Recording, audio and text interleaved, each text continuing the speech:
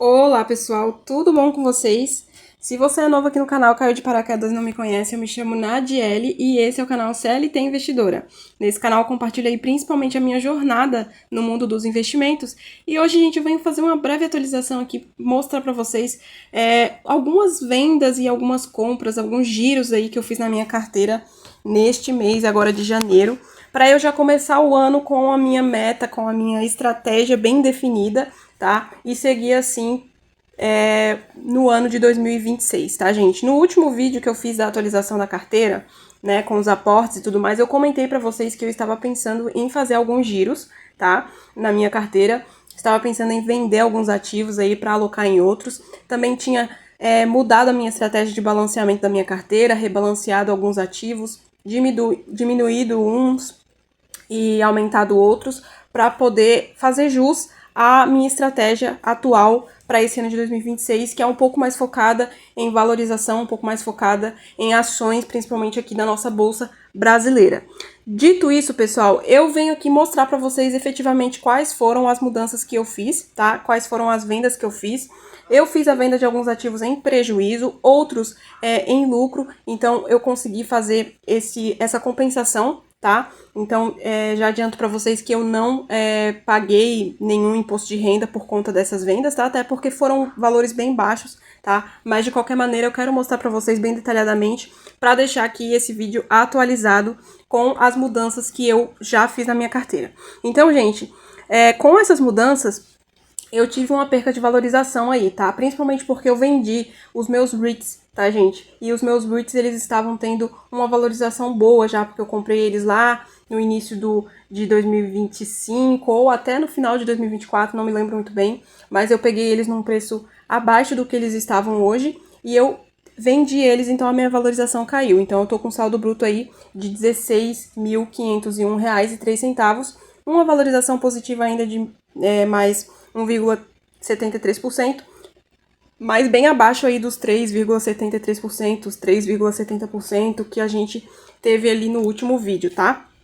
Mas tá tudo bem, gente, eu já esperava isso justamente por conta desses ativos que estavam mais rentáveis na minha carteira terem saído. Então aqui continua a mesma evolução, aqui a rodela mudou um pouco, gente, ela já tá mais ou menos de acordo com o que eu estabeleci, com o que eu espero, tá?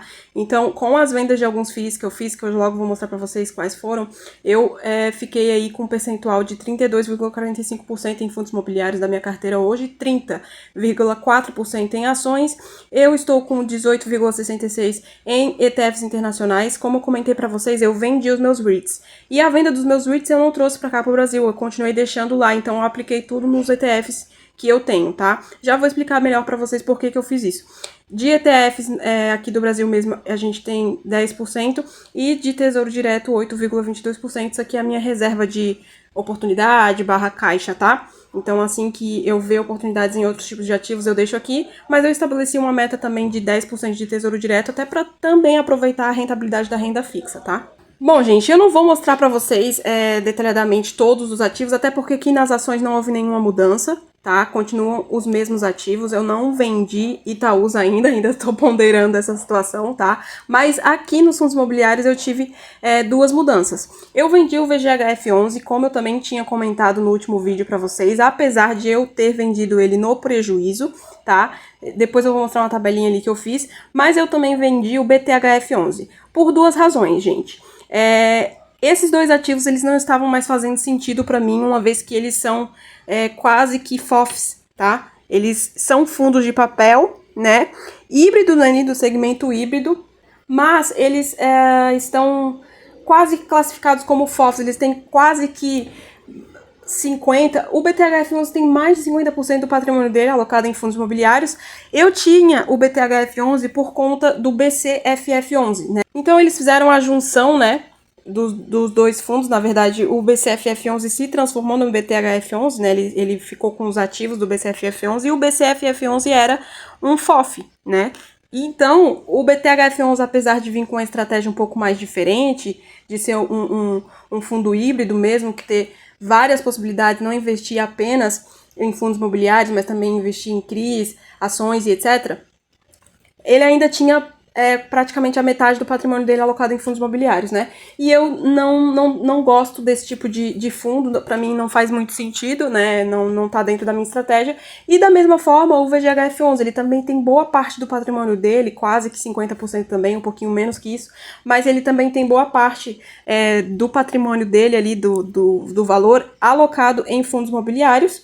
E, além disso, ele estava com uns problemas de inadimplência, abaixou aí a distribuição de dividendos, então ele foi para menos que 1% ao mês, que para mim não faz muito sentido a gente ter o risco aí de um fundo de papel, né, que deveria ter pelo menos aí um retorno de pelo menos 1% ao mês, a gente assumindo esse risco e tá recebendo ainda menos de 1% ao mês, para mim não faz sentido. Então eu preferi vender, apesar de ter vendido no prejuízo, eu ainda tive lucro com ele, tá? Se eu for mostrar aqui a planilha que eu fiz pra vocês certinho, ó, vocês podem perceber aqui que eu coloquei aqui certinho o valor e a quantidade, né, que eu comprei esse fundo. Eu comprei a um preço médio aí, eu tava com um preço médio de 7,61, 100 cotas, com um total aqui investido de 761.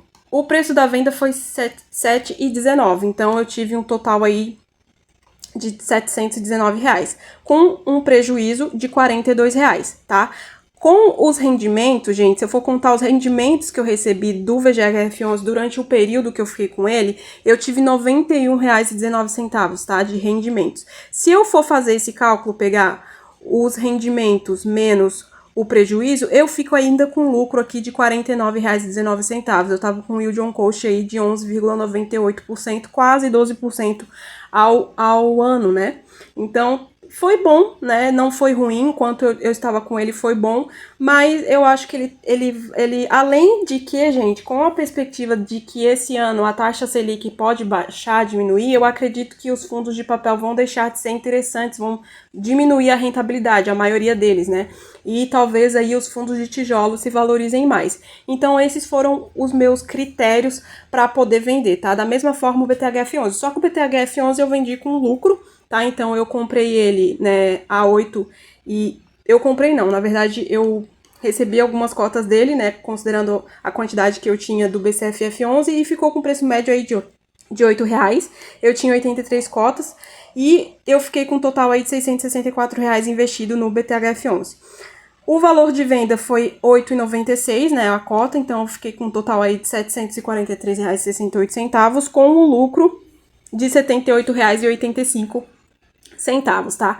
Os rendimentos que eu recebi dele foi R$70,59, um yield on cost de 10,62%, e eu estava aí, então, com um lucro, somando o lucro, né, da venda mais os rendimentos, eu tive um lucro aí de R$149,44, tá?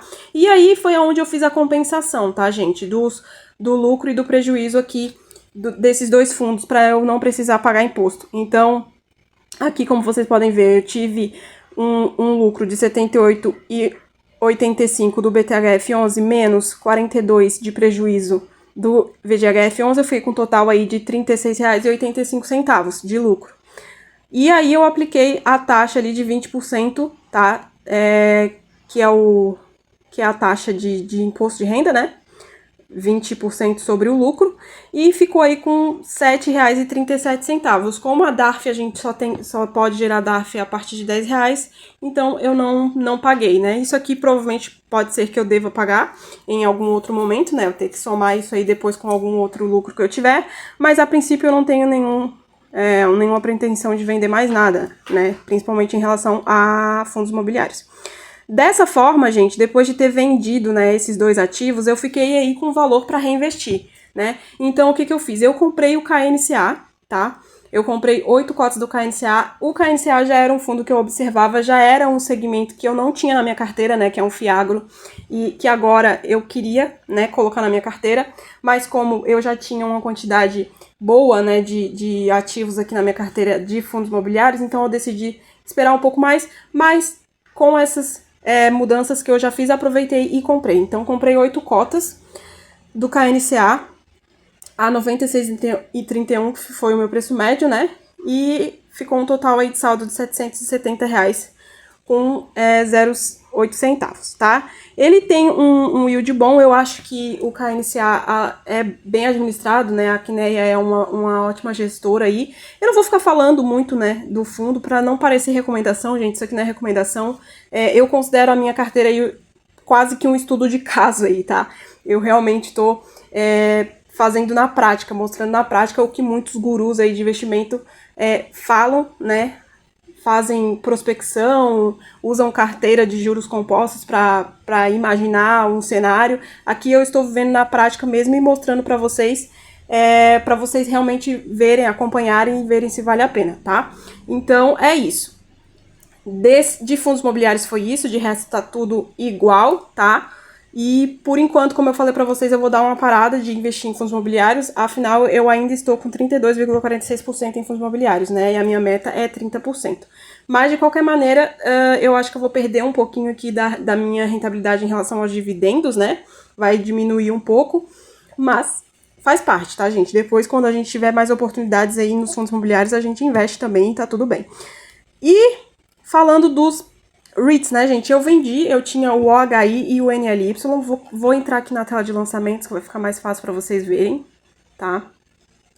Então, aqui, ó. Aqui tem todas as movimentações que eu fiz. Também comprei uma cotinha do QBTC11, tá? Do que sobrou ali das movimentações que eu fiz, eu fui lá e comprei. Então, o que eu fiz aqui? Eu também vendi hoje todo o meu valor que eu tinha em REITs, tá, gente? Por que eu fiz isso, galera? O meu objetivo, gente, em ter investido em REITs foi justamente os dividendos, a rentabilidade que eles davam, né? Os dividendos, principalmente. Porém, os REITs não são um tipo de ativo que eu acompanho, tá? Sendo bem sincera pra vocês, não é um tipo de ativo que eu acompanho, que eu estudo, que eu conheço, tá? Que eu faço questão de aprender, enfim, de entender como é que funciona. Não conheço, eu realmente fiz essas compras no escuro, assim, fiz uma pesquisa básica, né, do setor deles e como, né, que eles performavam, enfim, mas não foi algo muito detalhado, muito estudado, tá? E como vocês sabem, gente, eu sou uma pessoa que gosto de fazer o menos de manutenção possível na minha carteira. Então eu quero dedicar mais a minha atenção nisso, em aprender um pouco mais de investimentos relacionados às ações. E os REITs, querendo ou não, a gente precisa ter um pouco de atenção, enfim. E pra mim não tava fazendo mais sentido. E o meu objetivo em colocar o meu dinheiro, né, em ativos do exterior é basicamente uma certa proteção, tá, gente, do patrimônio, porque a gente sabe que o dólar também vive em alta aqui no Brasil, então pro futuro uma jogada interessante, né, para você ganhar, tá investindo no ativo ali em dólar, que além de ser rentável, né, ele te paga dividendos, então para mim faz sentido isso. Mas, ao mesmo tempo, eu não quero ter que investir em ativos de renda variável no exterior, né? Porque a gente já tem aqui, na minha carteira principalmente, eu já tenho que dar muita atenção às minhas ações e os fundos imobiliários, tá? Então eu decidi pegar, realmente, vender e colocar num ETF, né? Um ETF de renda fixa aqui, que é o SGOV, que é um ETF que nunca varia, praticamente, o valor da cota, porque esse realmente não é o objetivo dele. O objetivo dele é ser como uma renda fixa mesmo, né? É te pagar juros em dólar, enfim, é te pagar juros, basicamente isso. E apesar de os juros lá nos Estados Unidos não serem muito altos, mas fazendo a conversão aqui para o Brasil, né, futuramente, compensaria. Então, para mim, eu acho que faz mais sentido isso hoje, tá? Então eu aloquei, né, no SGOV, que é um ETF de renda fixa, e também vou continuar alocando no IVV, tá? Então, com essas vendas que eu fiz lá dos REITs, eu coloquei no SGOV, coloquei cerca de $100 e coloquei também no IVV, tá? O IVV é um fundo aí também que investe na renda variável, mas não para mim é mais fácil de investir em ETFs, entendeu? Justamente porque eu não tenho que ficar estudando as ações, eu não tenho que ficar fazendo essa gestão da minha carteira de estoques, né, no caso. Eu prefiro deixar assim. E ele é um ETF muito bem administrado, muito bem conhecido, se valoriza muito.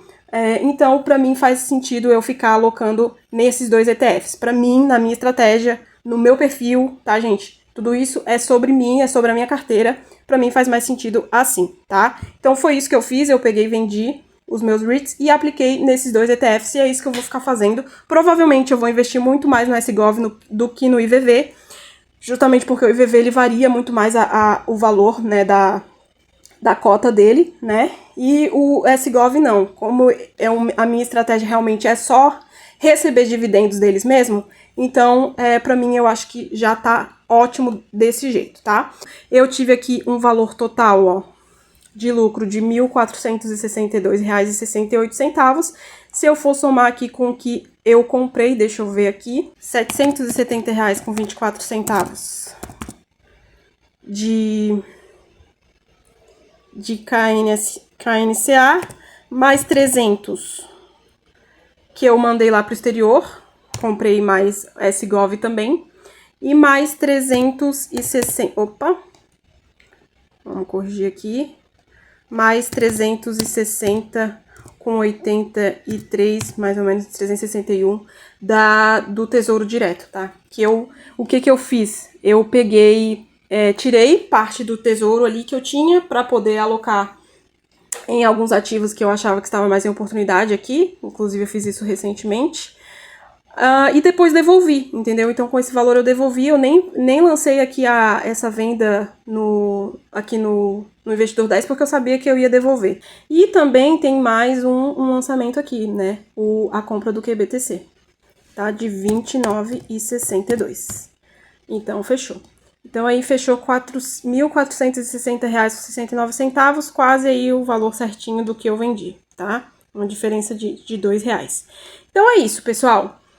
Esses foram as mudanças, eu acho que foi a maior movimentação que eu fiz na minha carteira desde o início, né, eu acredito.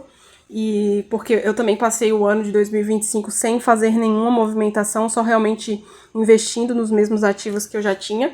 E eu pretendo manter assim, tá, gente? Pretendo manter nessa estratégia, pretendo manter nesse balanceamento, tá? Pelo menos aí o ano de 2026 vai ser focado nisso. E é isso, tá, pessoal? Se você gostou, não esquece, deixa o teu like, se inscreve no canal para acompanhar aí os próximos vídeos. Um beijo e até o próximo vídeo. Tchau!